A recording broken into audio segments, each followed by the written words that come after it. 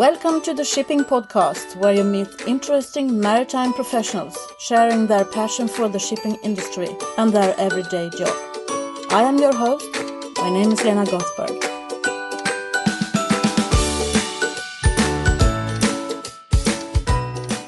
Hello, Shipping Podcast listeners. It's Shipping Podcast Friday. Every other Friday, I release an episode with an interview with a new maritime professional that I have found very interesting to talk to. I'm still releasing interviews from the CMA in USA, which I made in March. This is the 5th out of 7 interviews with people I met at the CMA. In this 44th episode, I'm going to introduce you to a young scientist and engineer. Her name is Hannah van Hemmen. She works as a maritime surveyor, and she's giving you the young people's perspective of shipping. We met on the 22nd of March this year, and Hannah has got some creative ideas of how the shipping industry can become more visible. I think you'll need to listen to this carefully. Hannah is also a young member of WISTA USA. She's giving you the perspective of why it's valuable for her to be a member of WISTA, that is Women in Shipping and Trading Association. So if there is any women out there who would like to have an international network within the maritime industry, please go to vista.net and see if there is any association in your country. So, this is Hannah van Hemmen for you. Welcome to the Shipping Podcast. Could you please introduce yourself? Who are you?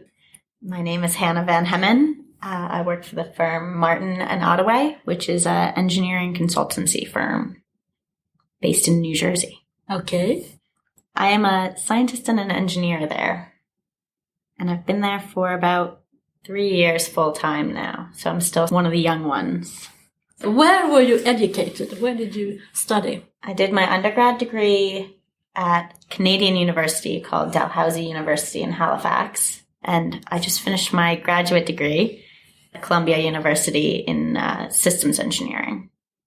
So that is your specialty then? Yeah, you could say that. I work on a lot of environmental cases as well.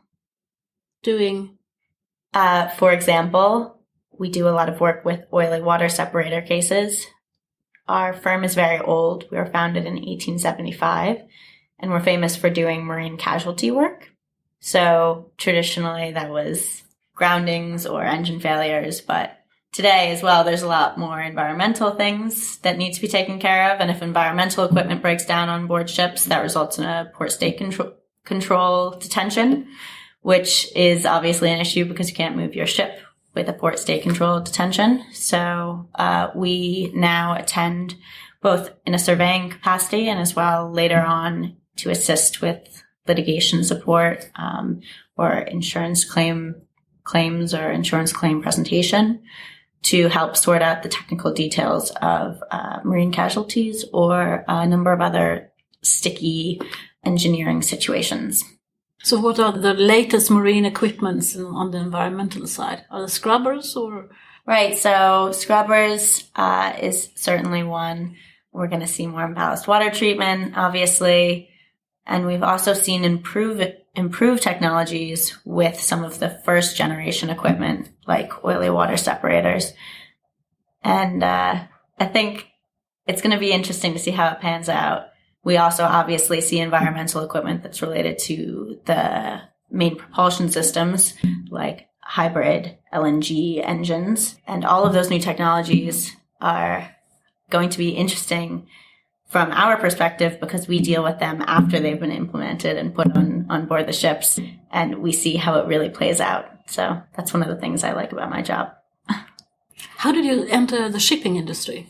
So I think it's really interesting to ask that question for people in the industry because I think it tends to either be an accident or family. And in my case, it's family. My dad is a marine engineer. My brother is a marine engineer. My grandfather was. My great-grandfather was. My little sister is about to become a marine biologist, which is about as far as you can stray in our family. So what does your mother do? My mother is a teacher. She's a substitute teacher now, but she teaches middle school children. I think you're right there. Either you have a family or you step on that famous banana leaf and you right into it. That's one of my favorite questions to ask people as well. Are there many women in your workplace? No. No, I'm the first non-administrative female in my company, and my company was founded in 1875. So it's a bit different, and it's actually why I find WISTA to be such a useful organization for me, is that I have all male mentors who are wonderful, and I'm lucky because my father is one of my mentors as well. But it's different to approach the job from a female perspective than it is to approach it from a male perspective, especially when you're boarding a ship that has crew that may or may not have seen a woman in this capacity as well. I think that there's a different approach that you have to take, and it's been very useful for me to see the women in WISTA, how they function, and the way they carry themselves is very sort of empowering, because that's not something I'm exposed to in my daily work. So you're a member of the WISTA USA? That's right, yeah. Of the New York chapter. Okay. So how many members are there? I want to say that WISTA USA has 300 something. That's my guess. Well, I think WISTA USA has got 430. Oh, really? Okay. But in New York, I don't know. Oh, in New York, I think New York might be tied for the biggest chapter. I could be wrong. It's always changing, but I'm not sure what the membership would be. Somewhere between 50 and 100 is my guess. But we have pretty frequent events, and Christina just took over the chapter, and she's been doing a lot of events, which has been really fun. Why did you become a member? Did you know all this? I was a reluctant member to join WISTA because I always subscribed to the idea that, oh, women can do whatever men can, and let's just do our jobs and end it there. But the guys in the office actually convinced me to do it, because they said, we've never had an opportunity to have a member in WISTA. You should go ahead and join. And why do they want to have a member in WISTA, do you think? I think WISTA is somewhat, I hesitate to use the word prestigious, but a prestigious association in the maritime industry. And I think it's something worthwhile having a member in your organization be a WISTA member, because it keeps your finger, I think, on the pulse of it. So that means that the WISTA is keeping the finger on the pulse. I guess so, yeah. I agree with you. In part, it's also just a networking thing, I'm sure. But WISTA is involved. I mean, for example, here, the WISTA luncheon, this is the 11th WISTA luncheon at CMA. And it's, I think it's been really useful for our business to be involved with WISTA. I definitely agree. I'm just... Yeah, now you're making me think about it. Because I usually speak about WISTA to men. I meet a lot of men in the industry, businessmen. And I give them a card for the WISTA Association. And I say, if you have a woman in your organization that you think need a network and who wants to get in on the knowledge sharing that we do, give her this card. Yeah. And if that comes from a man, which is her boss, it's easier for her to enter into, as I did with you. Yeah. Someone else told you and sort of signed off at the same time. It's okay. We're going to pay for you. Absolutely. Yeah. But that is because I'm senior. I meet the senior men. But I think it's important. Otherwise, it shouldn't have been. I mean, the association has got there's a reason for it. Yeah. It's funny because my father actually is a big proponent of WISTA. But what he says is that the purpose of WISTA is to be an organization which eventually makes itself obsolete. Yes. So there'll be one day, hopefully, where WISTA doesn't exist anymore, which is a strange thing to wish for. But you don't want to, I mean, especially for personally, I found that it's useful from a mentor perspective. But it doesn't necessarily have to be that. I think it's different for everyone. And what's cool about WISTA as well is that it's more and more, I don't know what it's like in international chapters, but in the US, used to be dominated by maritime lawyers. And more, I think it's a very good cross-section of the shipping industry, which is interesting as well. Yeah.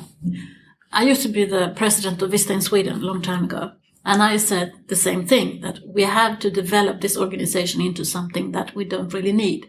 But then we could just rename it and call it PISTA, People in Shipping and Trading Association. That's true. And by then we have defined the men who are actually on our side, taking us to the next level. Yeah, that's a good point. And they could join us all. PISTA, I like it. Yeah. I would be a member of PISTA. So shipping is sometimes looked upon as the invisible industry. What do you think we could do to become more visible? I think part of it could be related to media exposure and maybe related to pop culture. I think personally that the maritime industry is a very romantic, old-fashioned, but also very new industry, and that's something that's very sellable. And I find it strange that it's not as pervasive in pop culture as I think it should be.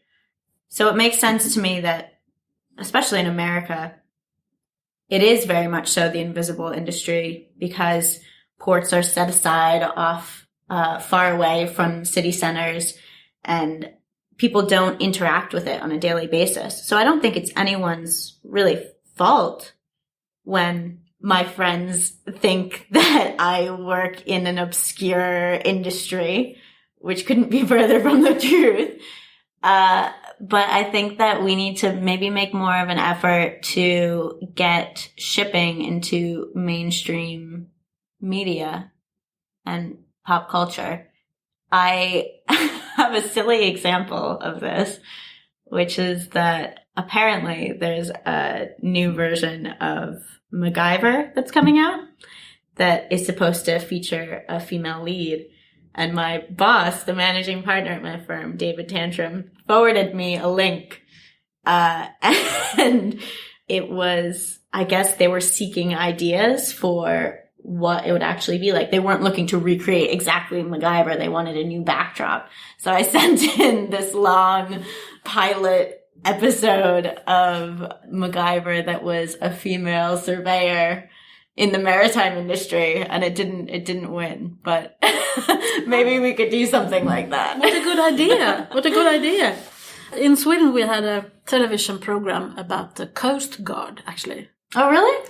And it was a bit, the angle wasn't really what you and I would have wanted. It was more a bit of flashy film, right. Yeah, a boat going across into the sunset and things like that. But also when they were stopping leisure boats and they were asked to breathalyzing.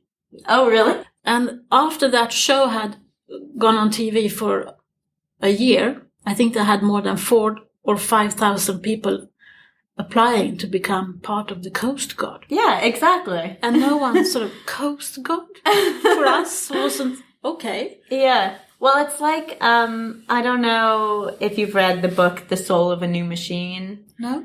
It was a book about sort of the age of computers as they were coming up. And it motivated a lot of young people to study computer science and get into that industry. And I think the maritime industry needs another one of those. And I think it wouldn't be so hard to do either. This is another thing my father always says. It's funny, I'm bringing up my father. But he always says that maritime books are the most interesting books there are, because there's no plot holes because people are contained on the ships. So in any normal plot, at any point in time, if everything goes wrong, the person can just leave. The story would be over. Yeah, I saw the other day that there is a book, sort of Nordic crime, on the ferry between Sweden and Finland, and that is going to be televised. That's cool. It's going to be a horror crime thing, so and no one can leave the ship. Exactly. I think that's what's so cool, is that you really have a good opportunity to like force characters to interact with each other in a way that's really authentic. Yeah. I came up with all sorts of different titles for the different MacGyver episodes that there could be. And some of them ridiculous.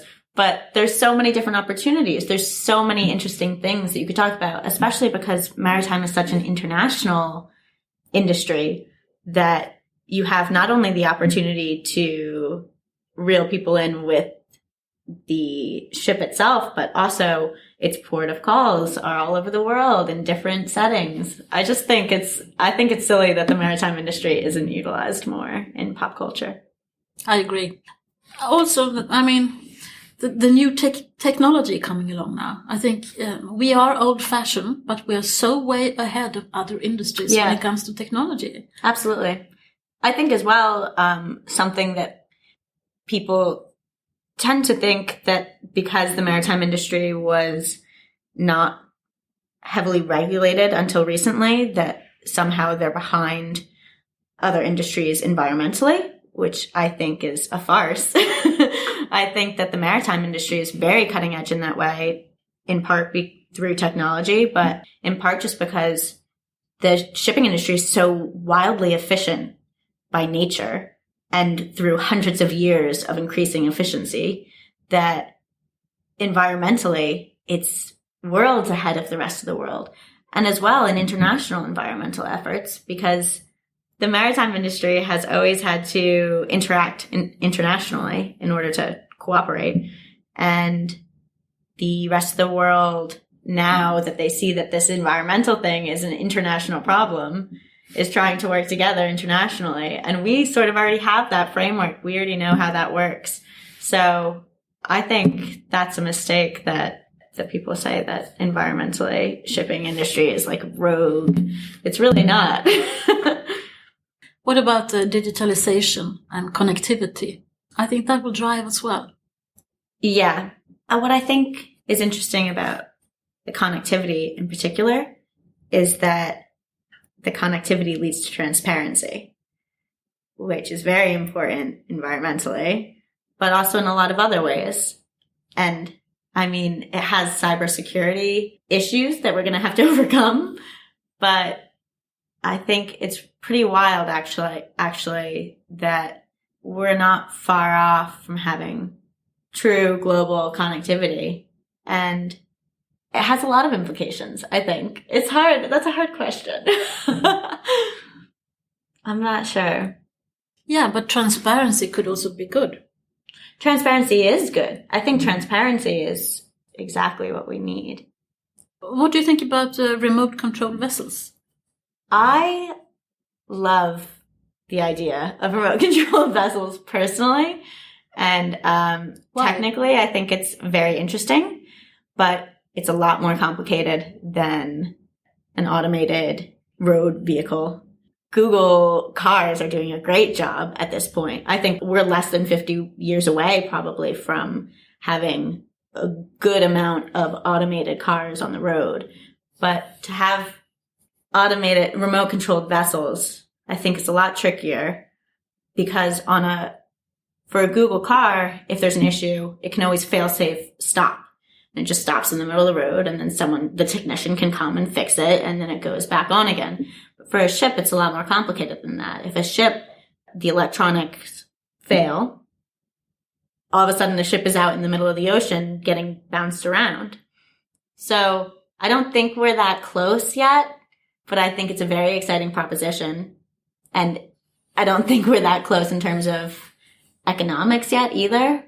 But maybe one day we will be, and we don't know what's going to be invented to make that easier anytime soon. What would you say to young people? What would you want them to know about the maritime industry for them to get on board, so to say?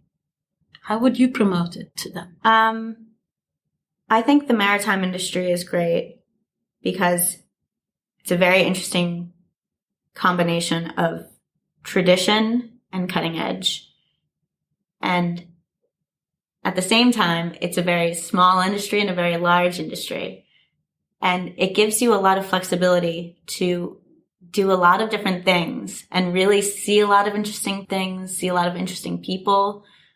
I think it's an exciting place to be. And I would also say to young people that the maritime industry really wants them right now. And that in itself is something that they should consider, because if you enter a field where people are really looking for you and looking out for you, you're going to have a lot of opportunities. Who would you want to listen to in a shipping podcast? Wow, you've already done Karen Orsel. Have you done Jean Grasser yet? Yes. Okay, I'll have to check those out. Have you done Christina yet? No. I think she'd be a good one. President of the New York chapter. I think that needs to be done. Okay, I will try and do that. Thank you very much for your time. Thank you. Wasn't that good? A female MacGyver. I think that is probably what we need in this industry. Lately I've been asked to speak about my podcast, both on the International Podcast Day and also in a Swedish podcast. I think I've opened up shipping to an audience that doesn't know anything about our industry, which is exactly what I started out to do. This is interesting, and I've forced myself to reflect on the year that I've been doing this and what my experiences has been. I won't bore you with all the details, but I realized that I need to take this to the next level.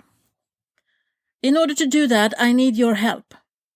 If all of you could answer an audience survey, which you will find at survey.libsyn.com/shippingpodcast. It's 5 questions that will help me a lot. I need to know what my audience look like. I will put a link in the show notes, which you can see if you go to the episode on your mobile. That is, if you're listening on a mobile device, and press Show Full Description. But you will also find it on the website, just above the picture of Hannah. Just go and look for that picture. I would be very grateful if you will do this for me. It's just 5 questions. But if you get inspired to help me more, I also invite you to do a review on iTunes, even if you have done it before. It helps a lot, because then the Shipping Podcast will be able to be more visible on the top list of iTunes. You can write what is good and what is not so good. We are in this together, and I would love some feedback, which will give me courage to carry on. So there are 2 more episodes to be listened to from the CMA in the United States, before we carry on with other guests. But until then, there are 43 more episodes you can listen to if you haven't listened to the entire back catalogue. Until the next time, from me to you, over and out. Thank you for listening to the Shipping Podcast. Don't forget to tell everyone that you meet that there is a shipping podcast where the maritime professionals are talking about their everyday job.